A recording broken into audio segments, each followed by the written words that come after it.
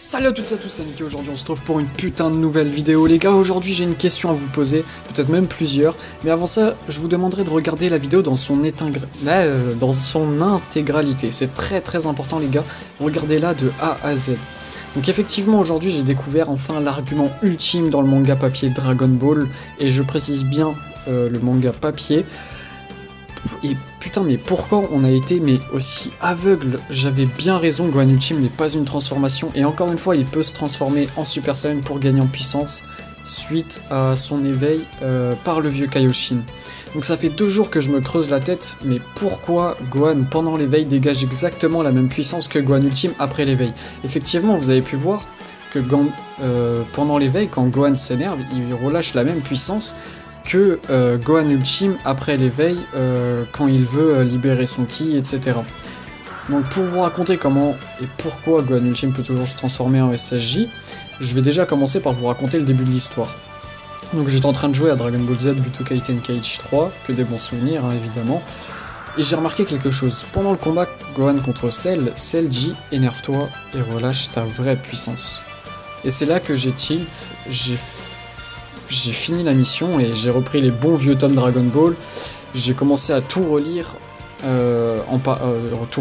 l'arc Cell évidemment. J'ai pas tout relu non plus, je suis pas un fou. Et effectivement, c'est écrit dans le manga papier aussi. Tome 34, page 126, Cell crie « Allez, mets-toi en colère, montre-moi ta vraie puissance ». En voyant Cell prononcer « ta vraie puissance », en fait, j'ai commencé à avoir encore plus de doutes. Et peu après, Gohan s'énerve, il libère la puissance folle, se transforme en SSJ2, etc. Bref. Tome 41, page 35, Goku demande à Kaioshin « La force potentielle, c'est celle qu'on possède sans le savoir ?»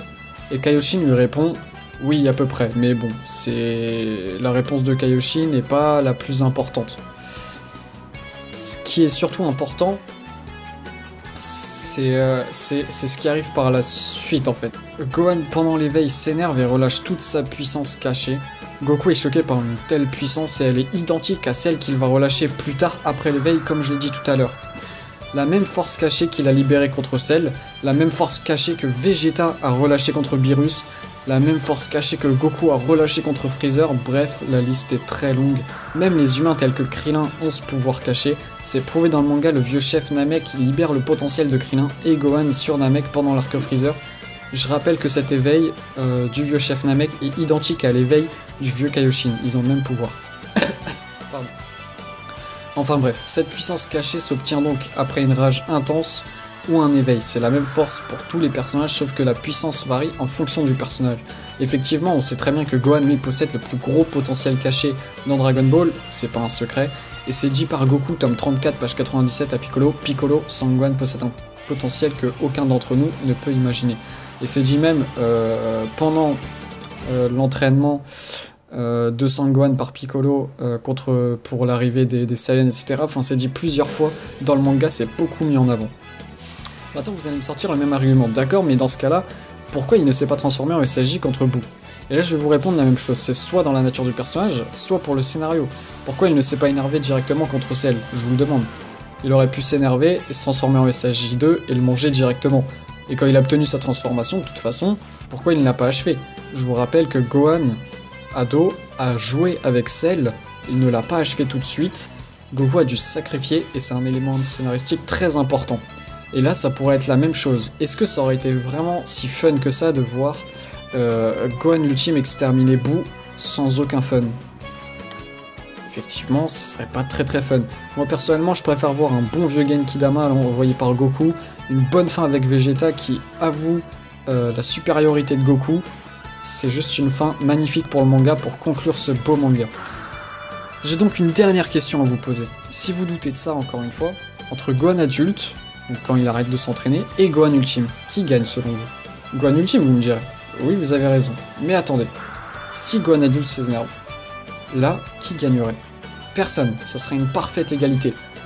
Après tout ça, j'ai fini par conclure que la puissance qu'obtient un personnage après un entraînement n'est pas aussi élevée que celle qu'il obtient en s'énervant ou en subissant un éveil. Effectivement, j'avais dit que Gohan, lorsqu'il s'entraîne, il obtient la même puissance que lorsqu'il obtient l'éveil. C'était pas tout à fait vrai. Effectivement, j'étais en tort, mais pas totalement. Du coup, ça va.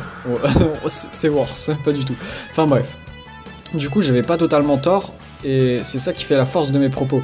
C'est que vous voyez que je viens de trouver l'argument ultime qui prouve quand même des centaines de débats qu'il est clos, et c'est juste génial, parce que c'est pas le fait que moi j'ai trouvé cet argument, c'est le fait que ça va changer beaucoup de choses dans Dragon Ball. La vision qu'on a de Gohan, et du manga en lui-même, et de la puissance cachée, etc., tout va changer. C'est ça qui est bien. C'est un élément très important à prendre en compte maintenant dans Dragon Ball, le potentiel caché. Donc je disais, c'est pas la même puissance qu'on obtient en s'énervant ou en subissant un éveil. Mais par contre, s'il s'énerve, donc le personnage en question, il obtient exactement la même puissance que s'il subissait un éveil en fait. Car il débloque sa puissance cachée, son potentiel caché. Ainsi, je vous ai fait ce petit paint, un peu dégueulasse, on va pas se mentir, hein, mais qui explique bien les choses. À gauche, on voit Gohan adulte avant l'éveil, donc il ne s'entraîne pas. Il est dans un stade de puissance naturelle, on va dire. Au milieu, Gohan adulte, s'il s'entraîne. Donc là, c'est Gohan au maximum de sa puissance lorsqu'il s'entraîne. Une puissance Enfin, sa puissance, quoi. Mais toujours sans éveil. À droite, Gohan ultime. Donc, avec un éveil. Gohan avec un éveil. On peut voir que leur puissance de base est différente pour chacun d'eux. Effectivement, celle de Gohan adulte quand il ne s'entraîne pas, c'est la plus basse. Ensuite, celle au milieu, Gohan adulte quand il s'entraîne, et en deuxième position justement. Et la troisième, la plus élevée, étant celle de Gohan ultime, puisque c'est son potentiel caché. Mais par contre, chose importante, la puissance qu'ils peuvent obtenir grâce au potentiel éveillé reste la même. Ainsi, Gohan adulte, s'il s'énerve, qu'il s'entraîne ou pas, il aura exactement la même puissance que Gohan ultime, puisque il va débloquer son potentiel caché. Et même au-delà de ça, s'ils se transforment en Super Saiyan, ils auront exactement la même puissance, puisque ils ont la même puissance de base, et donc en Super Saiyan, enfin s'il s'énerve, hein, genre Gohan adulte, s'il s'énerve pas, il a pas la même puissance de base, on est d'accord, mais s'il s'énerve, il va débloquer son potentiel, et du coup il pourra se transformer en Super Saiyan, et il aura la même puissance de base que Gohan ultime, donc ils seront exactement la même puissance. Ainsi, Gohan adulte et Gohan ultime sont une seule et même personne, ils sont identiques en tout point, et c'est ça qui m'avait beaucoup cassé la tête, pardon, cacher la tête ça veut rien dire. Ça m'avait beaucoup cassé la tête, j'y réfléchissais depuis un moment, je me disais mais pourquoi ils sont identiques en tout point? Pourquoi il n'y a aucune différence entre les deux en fait? Il n'y avait aucune différence, la puissance, si Gohan s'énervait, elle était pareille. Donc, enfin bref. C'était tout un tas de choses, j'ai enfin réussi à découvrir pourquoi Gohan Ultime n'est pas une transformation et pourquoi il peut se transformer en Super Saiyan. Et me dites pas dans les commentaires, ouais mais non, mais il n'y a pas d'excuse. Genre, c'est dit dans le manga, papier, par Akira Toriyama, donc c'est lui qui l'a écrit, c'est lui qui l'a dessiné plutôt. Ça sera sûrement dit, les informations vont sûrement revenir, et j'espère en tout cas que cette vidéo vous sera été très utile, parce que le but, c'est pas que je claque des milliards de vues, le but c'est que je vous apprends quelque chose sur Dragon Ball que vous ne connaissiez pas. Et ça, je pense que c'est quelque chose de très intéressant. Me dites pas que ma chaîne n'est pas originale, parce que sur ce coup-là, j'ai fait quelque chose qui n'a été fait nulle part sur YouTube, pour l'instant, ou même sur Internet. Personne n'a jamais réussi à trouver l'argument ultime, pourquoi Gohan Ultime est une transformation, oui ou non, pourquoi il peut se transformer en Super Saiyan et gagner en puissance suite à ça, oui ou non. Bilus, il a libéré ce potentiel caché, il s'est transformé en Super Saiyan, il a gagné en puissance. Goku, contre Freezer, il a libéré son potentiel caché, il s'est transformé en Super Saiyan, il a gagné en puissance. Bref, ça marche pour tous les personnages, même Krillin, bon lui il a pas de transformation en Super Saiyan malheureusement, mais il a libéré son potentiel caché, il est devenu plus fort.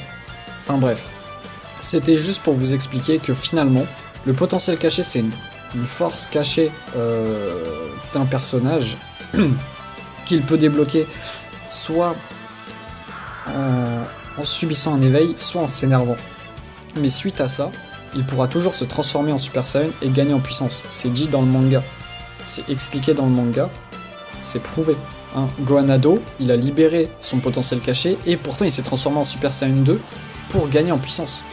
Et bah Gohan ultime, enfin Gohan pendant l'éveil du vieux Kaioshin, il relâche le même potentiel que quand il était adolescent. Donc me dites pas, oui mais non c'est pas écrit dans le manga. Non, c'est faux, vous mentez. Ça serait juste de la mauvaise foi de dire ça. C'est écrit dans le manga. Cette fois-ci c'est prouvé. C'est la toute dernière vidéo sur Gohan Ultime que je ferai sur ma chaîne. En tout cas, sur ce sujet-là. N'hésitez pas à liker la vidéo si vous l'avez appréciée, à vous abonner à la chaîne si ce n'est pas déjà fait. Et en attendant une prochaine vidéo, je vous dis ciao tout le monde.